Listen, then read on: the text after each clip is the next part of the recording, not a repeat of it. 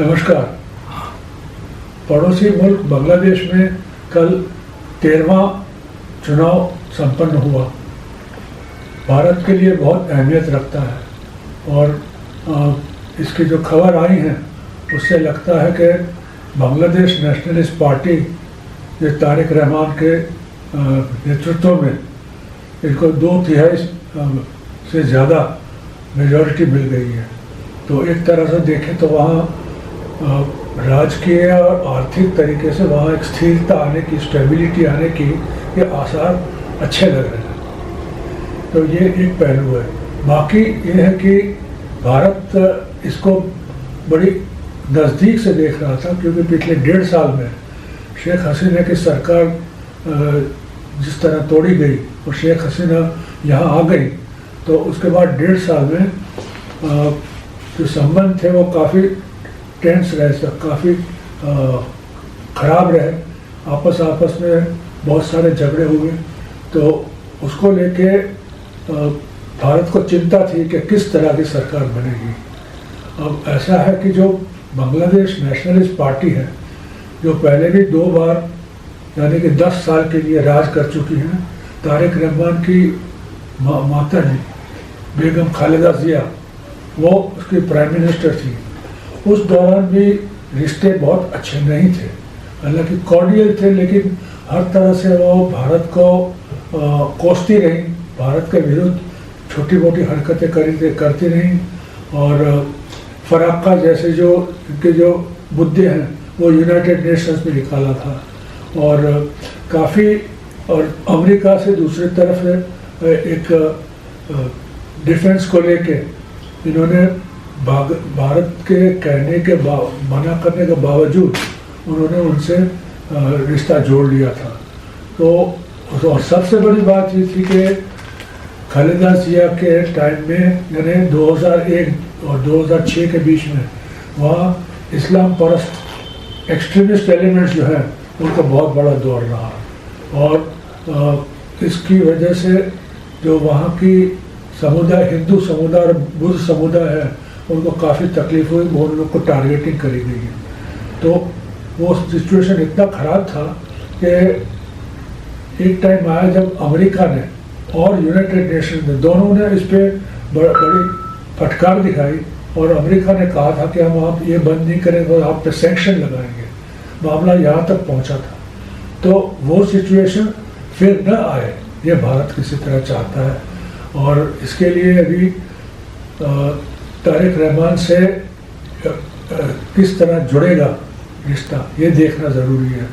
तारिक पहली 2 सरकार थे उनके माजी की, उसमें तो शामिल नहीं थे, लेकिन वो पॉलिटिकली एक्टिव ज़रूर थे। और तो अभी 60 साल के हैं, 17 साल वो लंदन में रहे हैं और उसके बाद आए हैं। तो किस तरह का रवैया भारत के साथ कर रहे हैं वो देखना पड़ेगा। प्रधानमंत्री नरेंद्र मोदी ने पहले ही इनको कॉन्ग्रेचुलेट किया, उनको बधाई दी और उनकी सरकार में। लेकिन उस वक्त इन्होंने ये बात भी कही कि इंडिया चाहता है आपसे, चाहते हैं कि आपके समुदाय डेमोक्रेटिक रहे, इंक्लूसिव रहे और फेयर रहे। तो इसका आप इंटरप्रिटेशन, इसका मतलब आप ये निकाल सकते हो कि डेमोक्रेसी तो खैर है, लेकिन इंक्लूसिव रहे, माने जो पक्ष बाहर गए, जिनको चुनाव नहीं लेने दिया अवामी लीग को, उसको भी किसी तरह वापस होना चाहिए था, उनको शामिल करना चाहिए था। और तीसरा प्लूरलिस्ट, माने वो सबके साथ ले जाने वाली और दूसरे समुदाय को साथ में ले जाने वाली बात है। भारत ने एक तरीका से, डिप्लोमेटिक तरीके से अपना व्यक्त किया। और इसको लेकर तुरंत बांग्लादेश के अखबार में खबर आई कि मोदी जी के मैसेज के बाद वहाँ भी एक तरह की शांति जताई गई। तो देखो कि एक शुरुआत है जिसमें भारत बांग्लादेश के रिलेशन अच्छे होने के, लेकिन हालांकि इतना नहीं है कि एक साथ हो जाएगा, क्योंकि तारिक के लिए भी मानते हैं कि वो प्राइम मिनिस्टर बन जाएंगे, 2/3 मेजोरिटी ले आए हैं, तो उनके लिए भी एकदम भारत के तरफ कोई ऐसा बिटाव दिखाना और बड़ी वो दिखाना आसान नहीं होगा, क्योंकि इंडिया बहुत बड़ा फैक्टर हमेशा रहा है। और ये चुनाव जो है उसमें भारत को लेकर बहुत सारी भली बुरी बातें कही गई थी। तो तारिक के लिए ये नहीं है, न ज़रूरी है, न वो मुमकिन है कि वो इंडिया की तरफ अपनी उष्मा दिखाएं, क्योंकि वह है कि इसके पहले शेख हसीना थी, उनको भारत के दलाल माना जाता था। तो इसी तरह उनको तारिक नहीं चाहेंगे कि उस तरह का लेबल इनके ऊपर लगे। और फिर इनका ये है कि इनको सारे देशों के साथ ठीक करना है। भारत की जो चिंता है उसमें है कि किस हद तक पाकिस्तान वापस आ रहा है। ये 1.5 साल में पाकिस्तान से अचानक ऐसे रिश्ते बनने लगे थे बांग्लादेश और पाकिस्तान के, जैसे कि 71 में कुछ हुआ ही नहीं था। उनके सैनिक और उनके मिलिट्री सिक्योरिटी सब उन्हें, हालांकि दो मुल्क अपने संबंध बढ़ाए तो उसमें बुरी बात नहीं है, लेकिन बीच में हिंदुस्तान आ जाता है। और पाकिस्तान जब वापस जाता है तो वैसे ही वहाँ चीन का जो वर्चस्व है वो बढ़ सकता है। तो भारत को इसकी चिंता है पाकिस्तान और चीन को लेके। और जैसे मैंने पहले बताया, फिरका परस्त जो एलिमेंट्स हैं इस्लामी एक्सट्रीमिस्ट, वो वहाँ ना बढ़े, क्योंकि पहले रवैया यही रहा था कि वो हमारे इस्लामिस्ट एक्सट्रीमिस्ट थे और उन्होंने कैंपें लगाई थी जो कहा जाता था कि वो पाकिस्तान के ISI की मदद से बनी हुई कैंप्स थी। और उनमें वहाँ हमारे उल्फा वगैरह के जो हमारे आदिवासी मिलिटेंट्स हैं उनकी भी कैंपें हुआ करती, तो वो वहाँ से बांग्लादेश टेरिटरी से वो अटैक किया करते थे। ये चीज़ हसीना ने बंद कर दी और वो कैंपें ख़त्म करा दी। और ये सब एक बड़ी वजह है जिसकी वजह से भारत हमेशा हसीना को सपोर्ट करता रहा। 71 का जो संबंध है वो तो है ही है, लेकिन ये बहुत बड़ा हिस्सा कारण था कि भारत हमेशा हसीना को सपोर्ट करता रहा। अब नए हालात में कैसे होता है हमें देखना है कि पाकिस्तान वापस वहाँ जाता है, फिर उसको कोई कैंप पे लगाने में लगा पाता है, या चाइना का क्या रोल है। अब एक और देखिए कि वहाँ तीस्ता नदी का एक हिस्सा जो भारत चाहते हुए भी, एग्रीमेंट करते हुए भी नहीं कर पाया, क्योंकि हमारे पश्चिम बंगाल की गवर्नमेंट नहीं चाहती और वो तीस्ता के पानी के लिए। लेकिन वहाँ अब ये 1.5 साल में चीन वहाँ पहुँच गया है और चीन वहाँ और ड्रेजिंग करने और तीस्ता पे काम करने के लिए तैयार हो गया है। मैं समझता हूँ तारिक इस चीज़ को जारी रखेंगे, लेकिन हमारे लिए बहुत प्रॉब्लम ये है कि ये चीन वहाँ पहुँचे बांग्लादेश की नॉर्दर्न एरिया में, तो वो एरिया नॉर्थ बंगाल में बहुत नज़दीक पड़ता है। और वहाँ जो चिकन नेक जिसको माना जाता है, जो छोटा सा 23 किलोमीटर का कॉरिडोर है भारत के और नॉर्थ ईस्ट इंडिया के जो बीच में, तो इसके बहुत करीब वो चीन वहाँ है और पाकिस्तान, और वहाँ एक एयर बेस बनाने की भी बात चल रही है। तो ये सब चीज़ें भारत को की चिंता में है। और बाकी तो जो 2 मुल्क हैं और इतनी बड़ी 4000 किलोमीटर से ज़्यादा बॉर्डर है, क्योंकि दुनिया में सबसे लंबी बॉर्डर मानी जाती है। वहाँ लोग आते हैं जाते हैं, तस्करी भी होती है, बहुत कुछ होता है। और बांग्लादेश का हमेशा ये रहता है कि BSF वाले हमारे उनके तस्करियों को, इनके लोगों को मार देते। तस्करी की बात नहीं करते, वो कहते हैं उनके नेशनल्स को मारे जाते हैं, BSF मारता है। ये हमेशा रहा है और मैं समझता हूँ इतनी बड़ी बॉर्डर में वो नदियाँ भी हैं और रास्ते हैं इस तरह के, और काफ़ी पोरस है जिसको कहेंगे, तो वो तो बिट नहीं सकता, लेकिन समझौता हो आपस से तो कम तो हो ही सकता है दोनों तरफ से अगर ये मार जाए। तो ये एक और हिस्सा है। फिर इसके व्यापार की बात है।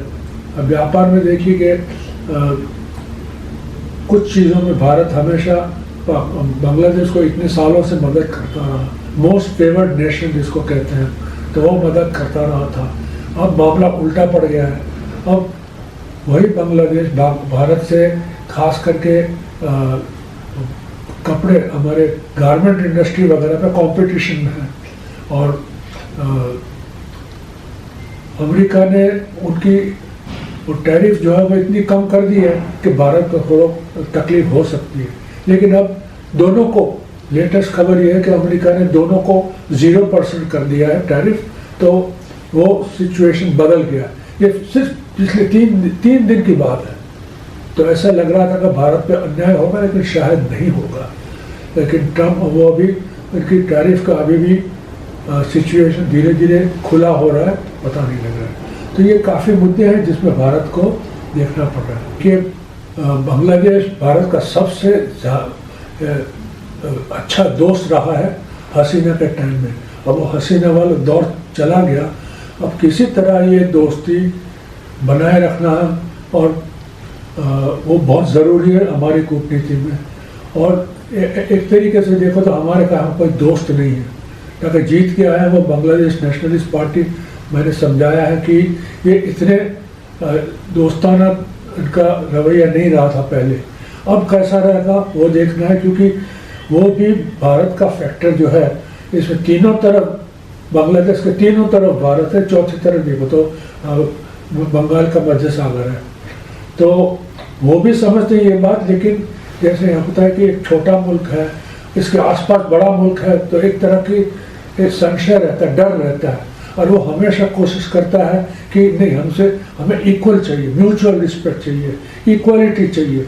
तो वो हर चीज़ में थोड़ी वो खींचता तंग तो हमेशा होते ही रहती है।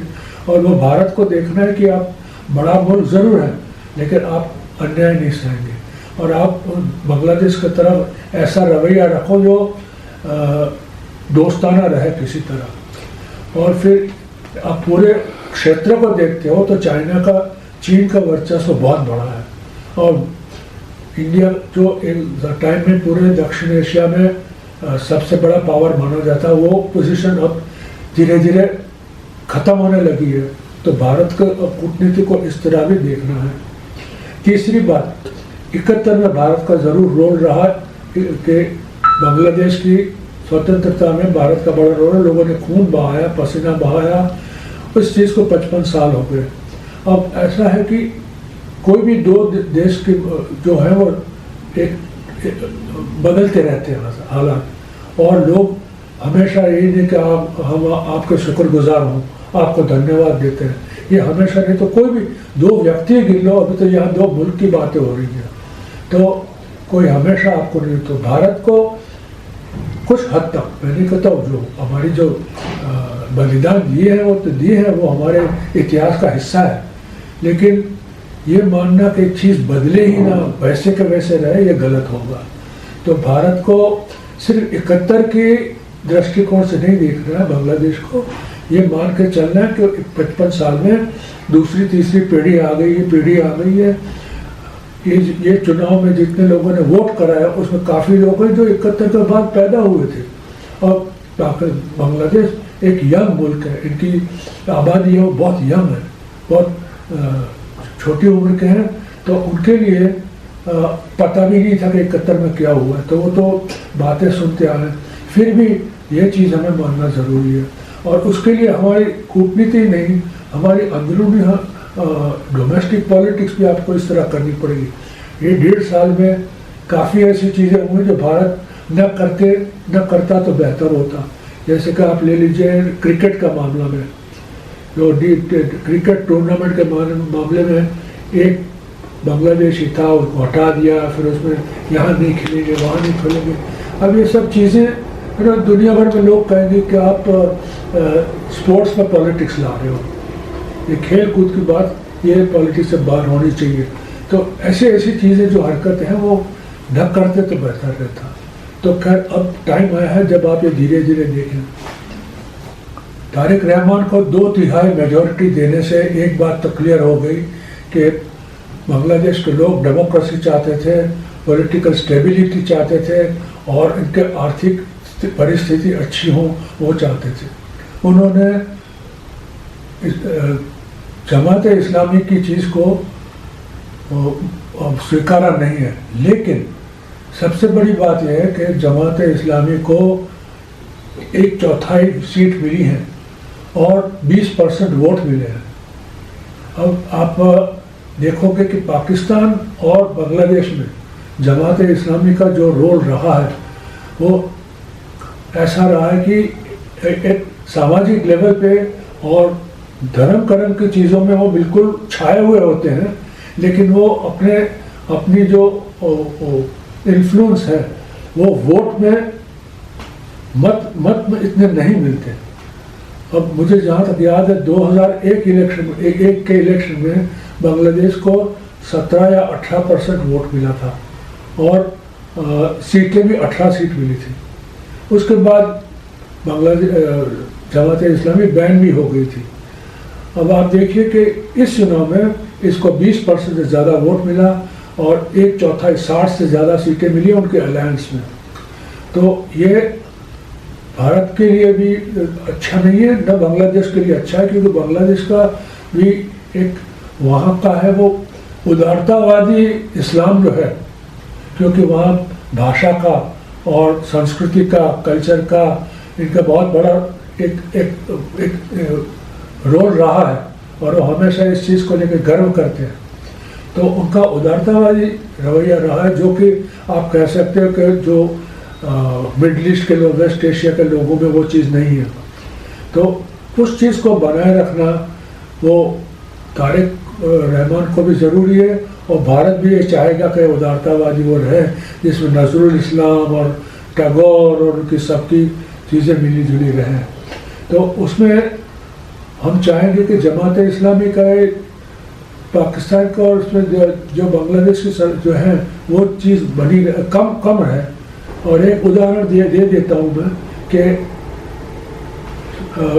डॉक्टर मनमोहन सिंह की सरकार थी, तब रतन टाटा जो टाटा ग्रुप के चेयरमैन थे उनको खास भेजा गया था और उन्होंने बेगम खालिदा जिया की सरकार को $3 अरब के प्रोजेक्ट्स दिए थे, प्रपोज किए थे, और वो लोगों की नौकरी भी बनती, तरक्की भी होती, आर्थिक इंफ्रास्ट्रक्चर मतलब बहुत कुछ बनता।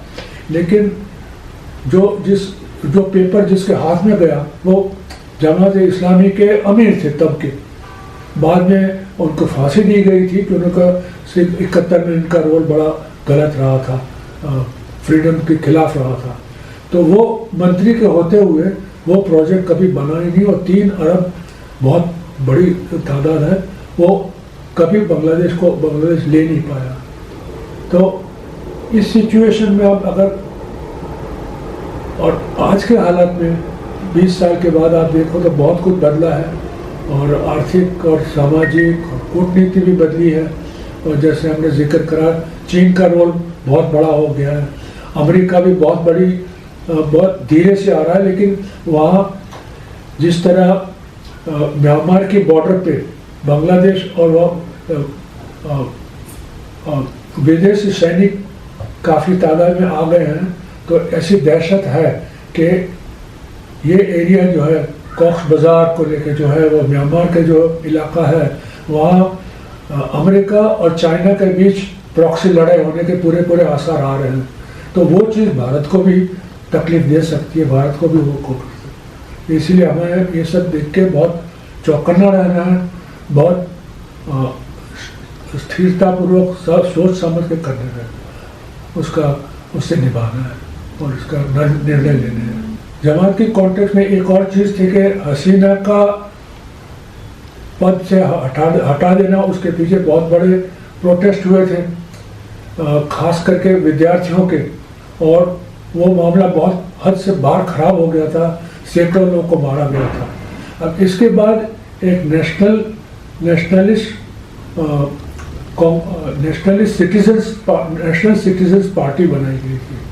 तो वो विद्यार्थियों जो लीडर थे वो उन्होंने उस पार्टी में चले गए, लेकिन उन्होंने एक शायद वो जमात की बात को स्वीकार करते हो या टैक्टिकली उनको है, तो इन्होंने जमात के साथ ये अलायंस करके ये चुनाव लड़ा। और उस चुनाव का दो नतीजे हुए। एक तो है कि क्योंकि जमात के साथ किया, और जमात का हमेशा बहुत ही कंजर्वेटिव रहा है और औरतों के खिलाफ विरोध रहता है, तो काफ़ी औरतें जो थी, लेडीज़ थी, स्टूडेंट्स, वो एनसीपी से बाहर चली गई। और आप ये देखो कि ये चुनाव के उसमें अभी एनसीपी की कितने जीत के आया अभी तक क्लियर नहीं हुआ है, लेकिन जमात का हिस्सा होने से इनको नुकसान हुआ है। तो ये भी एक बड़ी बात थी। और लास्ट है कि एक रेफरेंडम चाहते थे ये जो नए स्टूडेंट्स थे, एनसीपी वगैरह, ये रेफरेंडम हो, और वो जुलाई चार्टर बना था, और वो चार्टर के जरिए उसका रेफरेंडम अभी हुआ। लेकिन आप देखोगे कि करीब 4-4.5 लोगों ने जो वोट देने आया उन्होंने रेफरेंडम को हाँ करी, और करीब 2.5 लाख लोगों ने वोटर्स ने ये रेफरेंडम के खिलाफ वोट करा। तो लेकिन चुनाव जैसी बेसिक चीज़ की वजह से ये रेफरेंडम की अहमियत काफ़ी कम हो गई। तो आज का मुद्दा ये रहा, बांग्लादेश में चुनाव और उसकी भारत किस तरफ देख रहा है। तो एक उम्मीद रह सकती है कि रिश्ते अच्छे बनेंगे, और उसके लिए दोनों तरफ से कोशिश करनी पड़ेगी और दोनों तरफ से सोच समझ के कदम उठाने पड़ेंगे।